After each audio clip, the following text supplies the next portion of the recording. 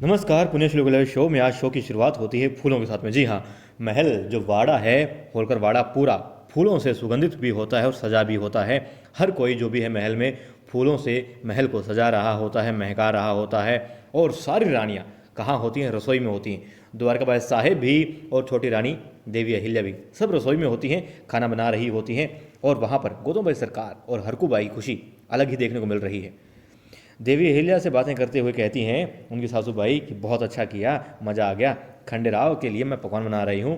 मैं मतलब 7 साल से इंतज़ार कर रही थी इस वक्त का। फिर दिखाते हैं हरकूबाई को। हरकूबाई कहती हैं कि मानो आज पूरे संसार की जो मिठाई है, मिठास जो है, हमारी ही रसोई में आ गई है। वो कहती है कि खंडेराव बहुत खुश हो गए देख करके कि उसकी पसंद के सारे पकवान बनाए जा रहे हैं। तब उनकी माता जी यानी देवी अहिल्या की सासूबाई कहती हैं कि हाँ, इतनी कठिन परीक्षा देकर के लौट रहा है और अब से खंडेराव की पसंद के ही पकवान बना करेंगे रसोई में, चाहे किसी को पसंद आए या ना आए। अब उनका इशारा साफ साफ था द्वारकाबाई साहिब की तरफ, और द्वारकाबाई साहिब समझ भी जाती हैं। और जिस भी चीज़ के पत्ते वो तोड़ रही होती हैं, बैठी बैठी तेज़ रफ्तार से तोड़ती हैं, मतलब गुस्सा जाहिर करती हैं। फिर हरकूबाई मन ही मन कहती हैं कि ज़रूर, यकीनन खंडेराव को जश्न के लिए मनाया है तो सिर्फ देवी अहिल्या ने मनाया होगा। अहिल्या ने बहुत अच्छा किया। अब दिखाते हैं कि मल्हार राव सूबेदार जी के कक्ष में जाती हैं देवी अहिल्या केसर दूध लेकर के, और वो कहती हैं कि जो सासूबाई हैं वो व्यस्त थी खंडेराव जी के लिए पकवान बनाने में। तो कहते हैं हाँ, उनके साहिबजादे जो आए हैं अब तो व्यस्त हो ही जाएंगे। और अहिल्या देखो, वो इस वजह से आश्वस्त हैं, वे चिंतित नहीं हैं। उनको पता है कि अहिल्या जो है सब संभाल लेगी। और फिर वो कहती हैं बाबा साहिब इसमें क्या है? उनके सामने कुछ रखा होता है तो वो कहती हैं बैठ, देखना चाहोगी? बैठो। बैठ जाती हैं देवी अहिल्या और फिर वो उसमें से निकालते हैं तलवार। वो कहते हैं जैसे हमें पता लगा था, मतलब सूचना मिली थी खंडेराव आने वाला है गुरुकुल से, तभी हमने बनवाने के लिए कह दिया था। उत्तम दर्जे का लोहा इसमें इस्तेमाल हुआ है, बहुत बढ़िया लोहा है। खंडेराव को पसंद तो आएगा ना। तब देवी अहिल्या कहती हैं कि ये अगर ऐसी ना भी होती तो भी पसंद आती, क्योंकि इसमें आपकी आशीष है, आपका स्नेह है। तब वो समझ जाते हैं कि अहिल्या क्या कोशिश कर रही है कहने की। फिर वो कहती हैं आप चिंता मत कीजिए, खंडेराव बहुत खुश हैं और बस थोड़ा बचपना है उनके अंदर, थोड़ा दिल से सोचते हैं और समझ जाएंगे। आप चिंतित ना हो बेशक उनके लिए। और मैं अभी खंडेराव जी को देखती हूँ, तैयार हो गए हैं क्या? जाऊँ? वो कहती हैं जाओ। वो चली जाती हैं खंडेराव जी के कक्ष में और खुद भी तैयार हो जाती हैं। खंडेराव को तैयार कर रही होती हैं, इत्र से उसको महका रही होती हैं और साथ में खुद महक रही होती हैं।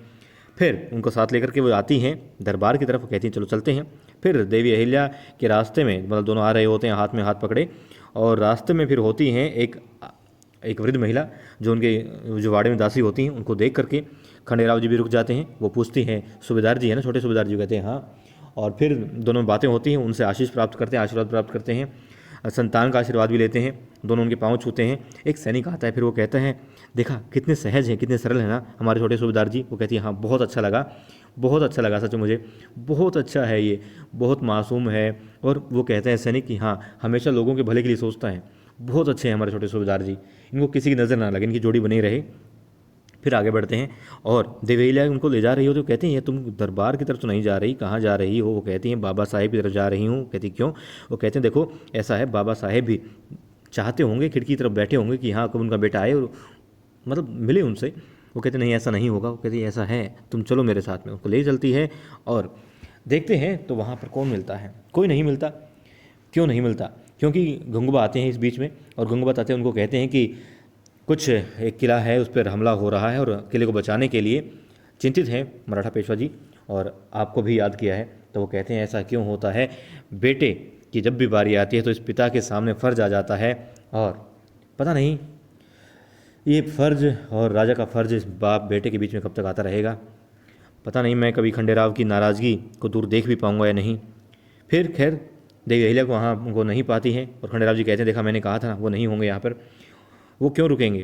वो कहती हैं आप ऐसा भी तो सोच सकते हैं कि वो ज़्यादा बेचैन हो आपसे मिलने के लिए, इंतज़ार ना करने की बजाय फटाफट आपको देखने के लिए दरबार पहुंच गए हो कि हाँ जल्दी से खंडेराव आएगा और मैं मिलूंगा उससे। हो सकता है खंडेराव जी आगे बढ़ जाते हैं और वो भी आगे बढ़ते हैं। फिर नारे लग रहे होते हैं खंडेराव मल्हार राव होलकर की जय, देवी अहिल्या की जय, इस तरीके के नारे गूंज रहे होते हैं। सब आनंदित होते हैं और मतलब सब। लेकिन द्वारकाबाई साहिब क्या कहती हैं कि खंडेराव की हंसी देख रही हो, वो असली हंसी नहीं है, उसके मन में कुछ और है। किसको कहती है? सीताबाई को कहती है। और वाकई में यहाँ पर खंडेराव जी जो हैं चिंतित भी दिखाई देते हैं, इतने खुश दिखाई नहीं दे रहे। क्यों? क्योंकि गद्दी खाली होती है दरबार में। राजा सूबेदार मल्हार राव होलकर सरकार अपनी गद्दी पर आसीन नहीं होते। वो कहाँ होते हैं? उनके मन में यही चल रहा होता है, ये तो दिखावा है और मजाक बनाया जा रहा है मेरा, सिर्फ जनता के सामने मुझे मतलब कि तारीफ़ों के पुल बांध देगी जनता और आशीर्वाद दे देगी जनता, मगर खुद यहाँ से गायब है। और जितनी भी रानियाँ होती हैं, जो भी होते हैं, मंत्री होते हैं, सब चिंतित होते हैं कि आखिर मल्हार राव सूबेदार जी गए तो गए कहाँ।